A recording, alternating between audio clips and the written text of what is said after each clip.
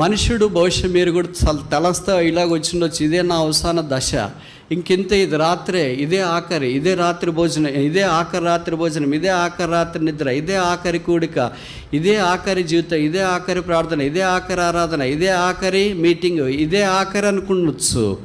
But in the sight of God it is first one, it's a beginning, not the ending.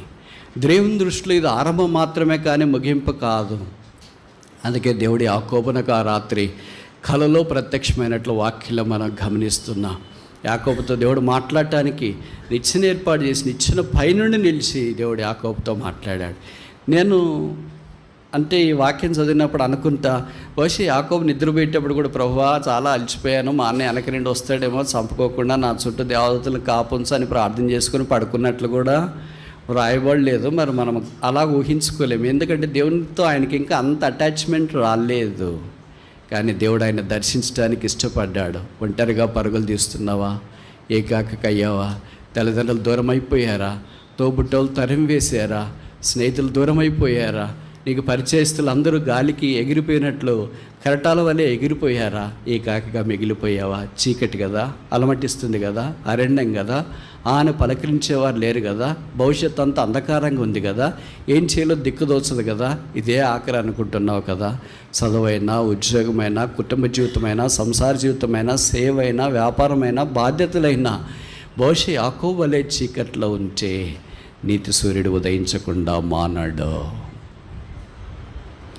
అలాగే చీకట్లో ఉన్న మానవ జాతి అంతటినీ నీతి సూర్యుడు వదిలేసింటే, యేసుప్రభు వదిలేసింటే, ఇది నేను ఇక్కడ ఉండను. మీలో చాలామంది ఇక్కడ ఉండరు అనుకుంటా. అనేకసార్లు మనం ప్రార్థన చేయకపోయినా ఆయాసపడి విసిగిపోయి ఇంకేం దేవుళ్ళు, ఏం ప్రార్థన చేయాలి, ఏం మందిరంకి వెళ్ళాలి, ఏం బైబిల్ చదవాలా, ఇన్ని రోజులు చదివిన దానికి ఏం ఫలితం ఉంది, సేవ చేసిన దానికి ఏం ఫలితం ఉంది, దేవుని కొరకు జీవించిన దానికి ఏం ఫలితం ఉంది, ఓడిపోయిన నాకంటే ఇరుగు పొరుగు చాలా బాగున్నారు, వాళ్ళు అంత మందిరానికి రారు, బైబిల్ చదవరు, ప్రార్థన చేయరు, క్రమంగా దేవుని గురించి సువార్త ప్రకటించరు, వాళ్ళే బాగున్నారు, నాకు ఇది ఎందుకు చేయాలలే, నేనెందుకు ఇలాగ దైవికమైన మార్గాల్లో వెళ్ళాలలే అని సోలిపోయి డసిపోయి నువ్వు పడుకున్నా, నీతో పాటు వచ్చేవాడే యేసుక్రీస్తు ప్రభువు. ఆయన ఖచ్చితంగా చెప్తున్నాడు, నేను నిన్ను విడవను. నీ భర్త విడిచినా, నీ భార్య విడిచినా, నీ తోబుట్టువులు విడిచినా, నీ కన్న పిల్లలు విడిచినా, 9 నెలలు కడుపులో మోసి బయటికి తీసుకొని వచ్చి నాభి సూత్రము కత్తిరించిన నీ పిల్లలు నిన్ను విడిచినా, సిలువలో నీ కొరకై వ్యసనాక్రాంతుడిగా వ్యాధిని అనుభవించిన వాడుగా వేలాడదీయబడిన యేసు విడివడు. ఇది యాత్ర, ఇది ఆరంభం మాత్రమే. యాకోబు నిన్ను అన్ని విడిచిపెట్టినారా, ఇంకా నా జీవితం అంత ఇలాగైపోయింది. మీరు ఊహించుకోగలరా? సమస్త మనుషులన్నీ సేరదీసి వదిలేస్తే ఒకే ఒకడు బేతేలైన స్థలంలో రాత్రి పడుకొని ఉంటే, do you believe that this single man who was left by all the people and become an insignificant person will become a nation? ఏకాకిగా ఒక అరణ్యములో రాత్రిపూట బేతెల్లో నిద్రపోతూ తలగడగా చేసుకున్న రాయిని ఆధారం చేసుకున్న ఒక మనుషుడు ఒక రాజ్యం అవుతాడని మీరు ఊహిస్తారా? For a man it is double impossible, for a God it is double impossible. అదే ఇప్పుడు ఇశ్రాయేల్ దేశం మనకు తెలుసు.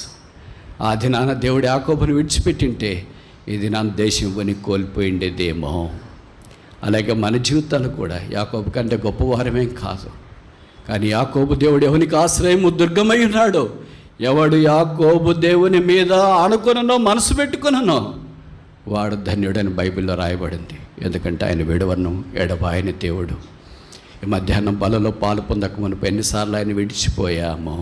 చీకటి వచ్చిందని, ఇతరులు నన్ను విడిచిపెట్టారని, పరిస్థితులు మారిపోయాయని, జీవితం నాది ఇంతే అని నీవు అనుకుంటున్నావా? ఇదే ఆఖరి. ఈ కొత్త మాసంలోనికి వచ్చినాం, చివరి ప్రభుదినంలోనికి వచ్చినాం. ఇంకే కాదు, ఆఖరి కాదు, ఇది అంతం కాదు, ఇది ఆరంభం మాత్రమే. నేను ఈ మాటలు చెప్తుంటే మీరు అనొచ్చు, ఆరంభమే ఇన్ని కష్టాలైతే, ఆరంభమే చీకటి అయితే, ఆరంభమే ఏకాకైతే, ఆరంభమే తల్లిదండ్రుల ద్వారా విడిచిపెట్టబడితే అంతమేంటి? యాకోబు యొక్క అంతం నాకంటే మీకు బాగా తెలుసు. He had a royal funeral. ఆదికాండం 50వ అధ్యాయంలో ప్రధానమంత్రి వచ్చి ఆయన మీద పడి ఏడ్చాడు, కన్నీటితో ఆయన అభిషేకించినాడు.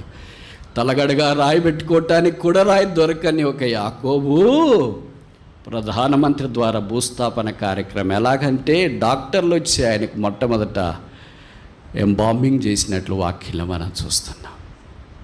ఒక పరుగులు తీసే వ్యక్తి దగ్గరికి డాక్టర్ల టీమా, ఒక పరుగులు తీసిన వ్యక్తి కుమారుడు ఒక ప్రైమ్ మినిస్టరా, ఒక పరుగులు తీసుకునే మనిషి దగ్గరికి వచ్చి కొన్ని లెక్కింపు సఖ్యము కానీ సైన్యం ఒక భూస్థాపనక. ఆదికాండం 28వ అధ్యాయమే భూస్థాపన అనుకున్నాడు ఆయన. కాదు, 50వ అధ్యాయము. There is a long way to travel. ప్రయాణం చేసేది ఇంకా చాలా ఉంది. ఆ తర్వాత ముందుకెళ్ళటానికి మనం